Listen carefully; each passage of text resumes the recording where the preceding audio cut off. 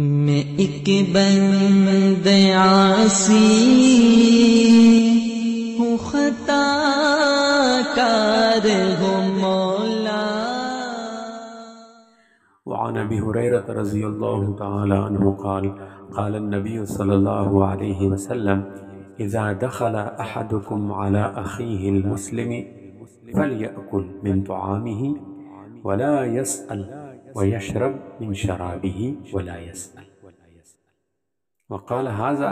إن صح فلأن الظاهر أن المسلم لا يطعمه ولا يسقيه إلا ما هو حلال عنده. حضرت ابو ہریرہ رضی اللہ تعالیٰ عنہ کہتے ہیں کہ رسول کریم صلی اللہ علیہ وسلم نے فرمایا، جب تم میں سے کوئی شخص کسی مسلمان بھائی کے ہاں جائے تو اس کا کھانا کھا لے اور پانی پی لے، اور یہ نہ پوچھے کہ وہ کھانا اور پانی کیسا ہے اور کہاں سے آیا ہے۔ اگر صحیح ہے تو اس حکم کی وجہ یہ ہے کہ ایک مسلمان کسی دوسرے مسلمان کو وہی چیز کھلاتا پلاتا ہے جو اس کے نزدیک حلال ہوتی ہے۔ تو مسلمان بھائی سے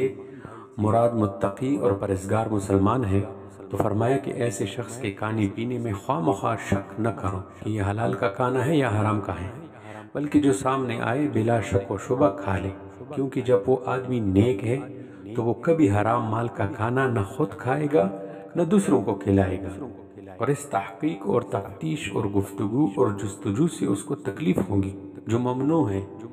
ہاں اگر حرام آمدن کا شبہ ہے، شک ہے، تو پھر سوال کر سکتا ہے،